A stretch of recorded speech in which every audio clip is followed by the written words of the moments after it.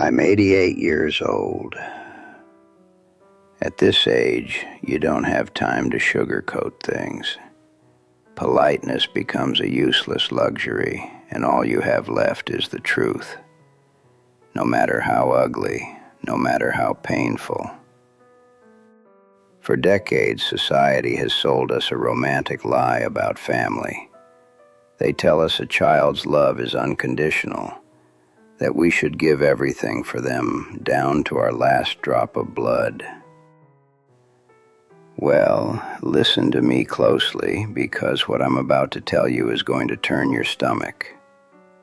The biggest mistake, the most catastrophic error a parent can make, isn't denying their kids things.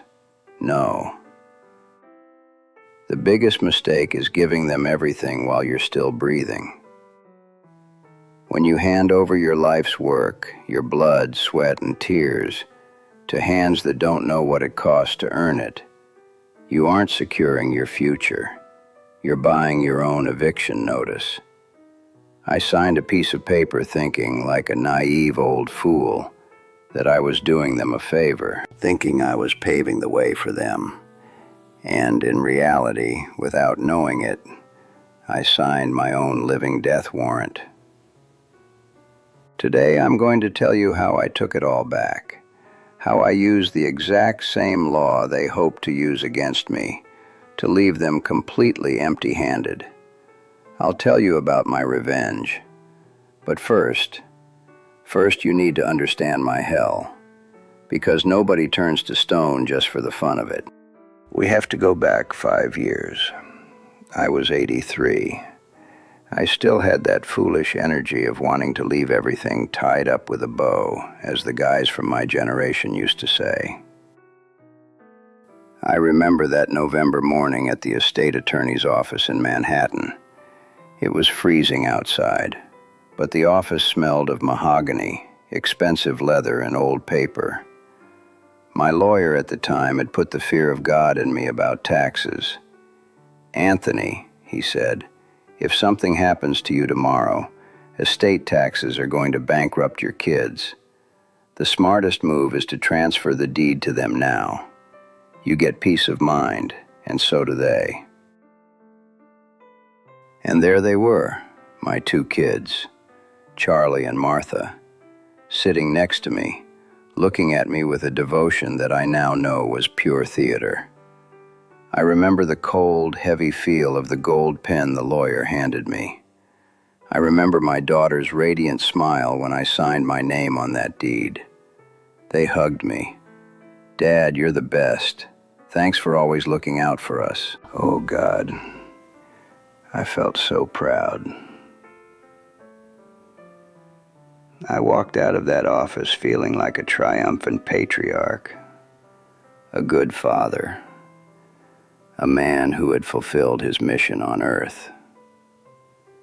But gratitude, my friends, is a feeling with a very short shelf life.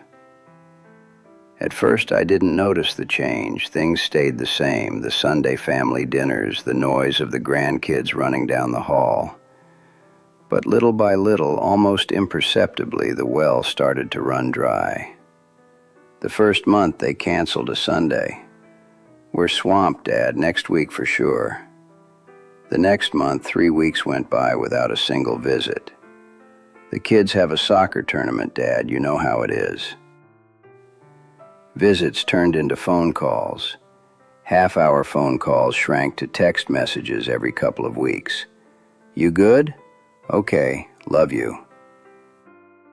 And suddenly, silence. This house, this big 2-story house, turned into a desert. I would sit in this exact chair, watching the sunlight crawl across the hardwood floor from dawn until dusk, hearing nothing but the damn ticking of the grandfather clock in the hall and the hum of the fridge. Dust started gathering on the framed photos of children who no longer walked through the door. But the silence wasn't the worst part. The absence wasn't the worst part. What I was about to discover in my own kitchen would change my life forever. It would rip out the heart of the father and wake up the wolf. Stay with me. Don't look away, because what I'm about to tell you, I swear on my life, could happen to you. It was a Tuesday afternoon. It had been almost 8 months since they had left me to my own devices. Suddenly, I heard the key turn in the lock. It was my son Charlie and his wife Ellen. They showed up unannounced, rushed in with that nervous energy of someone who has a plan you aren't a part of. Charlie patted me on the back, asked about my arthritis without listening to the answer, and told me he was going up to check some water damage in the upstairs bathroom. His wife stayed downstairs. I, happy as an old dog thrown a bone, went to the kitchen to make them some coffee. While the water was boiling, I heard a strange noise in the living room, a metallic zip. I stepped out of the kitchen, walking softly on the hallway runner. I peeked around the door frame. There was my daughter-in-law, with a metal tape measure measuring the width of the living room. I heard her talking on the phone. Her voice was cold, calculating, almost giddy. She was saying, "Yeah, if we knock down this wall and get rid of the grandpa's old junk, the living room is massive. We can rent it out for a fortune or flip it to a luxury buyer. The market in this neighborhood is insane right now. Yeah, it's just a matter of time." Just a matter of time. I felt like someone had injected lead into my veins. I backed into the kitchen, trembling from head to toe. I leaned against the counter so I wouldn't collapse. And then I saw it. On the kitchen island, sticking out of the open zipper of my daughter-in-law's expensive leather bag, was a brochure, a glossy pamphlet. I pulled it out with shaking fingers. On the cover, in big friendly letters, it read, "Pinecrest Senior Living, comprehensive care for the golden years. The rest your family deserves." The pain I felt in that moment can't be described in words. It wasn't a stab wound. It was something much worse. It was the feeling of being erased from existence. I felt a crushing weight on my chest. I couldn't breathe. Cold sweat soaked my shirt. Physically, I was breaking apart. That night, after they left with empty excuses, I sat in the pitch black. I sat on the living room sofa, on the left side, the exact cushion where my wife Carmen took her last breath 10 years ago. And I cried. I cried like I hadn't cried since I was a little boy. But they weren't tears of sadness. They were tears of absolute, deep, and devastating humiliation. I looked around. I put up these walls, brick by brick, in the summers of the 60s with hands full of blisters and cement. I gave up vacations, new clothes, sleep to pay for this roof.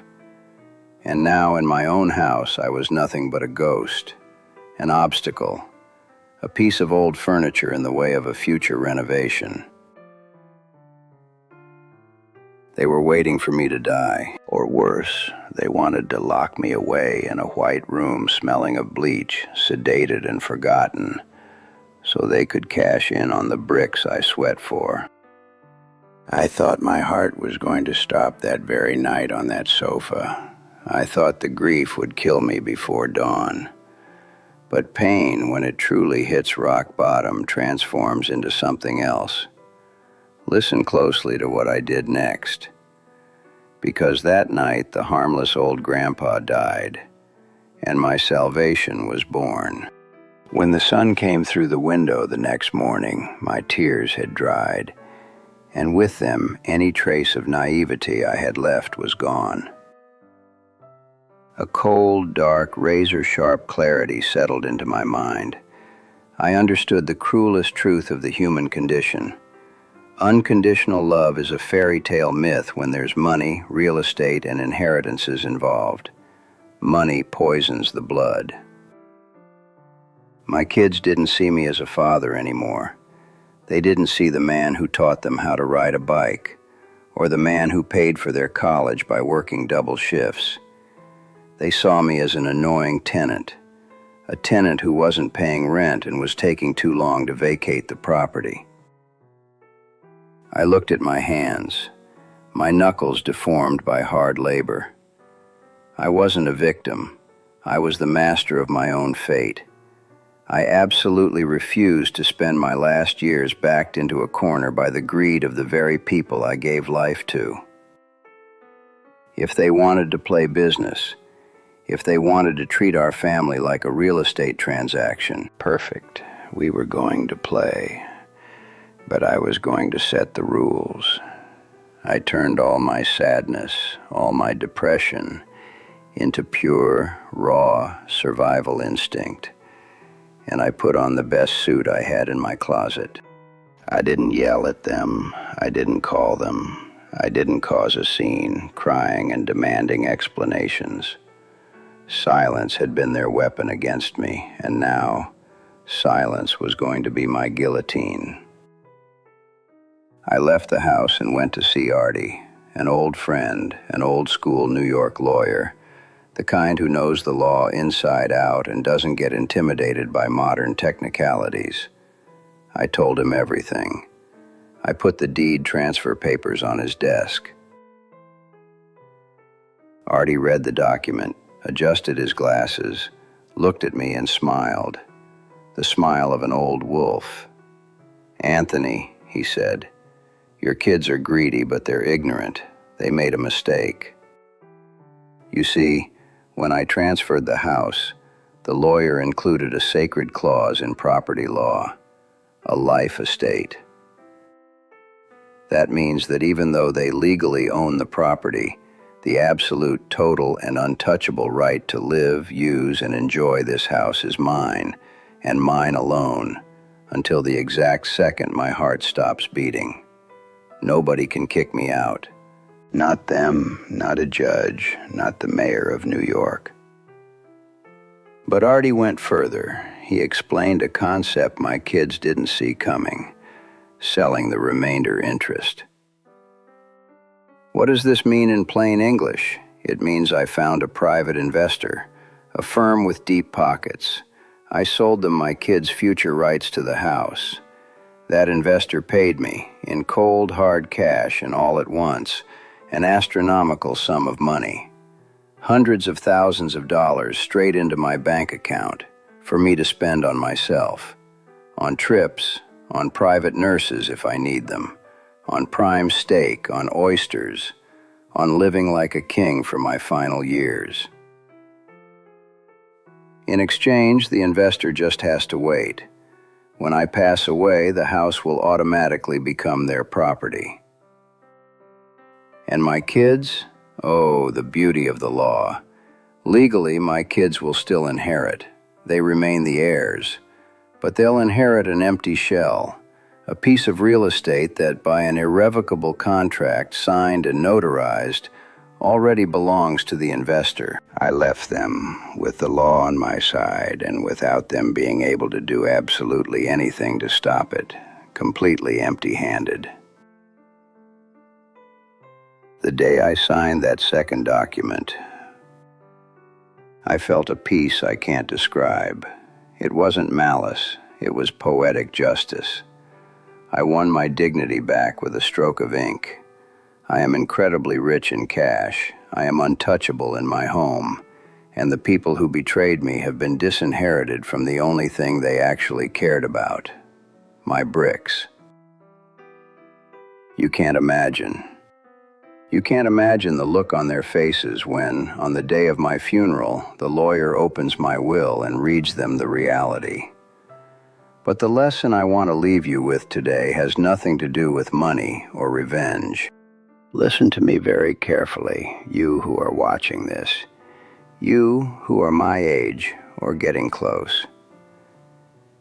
Don't take off your clothes before it's time to go to sleep. Don't hand over the keys to your castle until they carry you out the front door in a pine box. Protect what is yours. Love your kids, yes, love them fiercely. Help them if they truly need it. But never, ever protect their future at the cost of sacrificing your own dignity and security in the present. Respect isn't begged for. Respect is demanded. And sometimes the only way to make them respect you is by keeping control of your own life and your own assets until your dying breath. If you're watching this and you've ever felt your kids look at you like a burden, if you felt the coldness of contempt in your own home, or if you simply refuse, flat out, to be the victim in the story of your life, go down to the comments right now and write a single phrase, 4 simple words: my house, my rules. Write it. I want to see the comments full. I want to know how many of us are still alive, how many of us refuse to surrender, and how many of us are still the absolute masters of our own destiny. Until next time.